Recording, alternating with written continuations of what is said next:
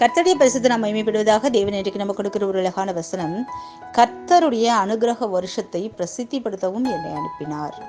ஹல்லேலூயா. ஒவ்வொரு கிறிஸ்தவர்கள் மேலேயும் விழுந்த நம்மளுடைய கடமை என்ன அப்படின்னா, இயேசு கிறிஸ்துவின் வருகையை அறிவிக்கணும், ரட்சிப்புக்குள்ள ஜனங்களை நடத்தணும், அவரோட சுவிசேஷத்தை ஒவ்வொருவருக்கும் நம்ம சொல்லணும். இதுதான் நமக்கு உண்டான கடமை. ஹல்லேலூயா. அது ஊழியக்காரங்களா இருக்கட்டும், பாஸ்டரா இருக்கட்டும், விசுவாசிகளா இருக்கட்டும், எல்லாருக்குமே தேவன் இந்த காரியத்தை சொல்லி கொடுத்திருக்காரு. அப்ப அவரோட அனுகிரக வருஷம் ஆண்டவர் வரப்போறாருங்கிறத பிரசித்திப்படுத்துறதுக்கு உங்களை என்னை தெரிந்து கொண்ட தேவன் அவரை சொல்லும் போது உங்களை உயர்த்தி ஆசீர்வதிக்கிற தேவன். ஹல்லேலூயா.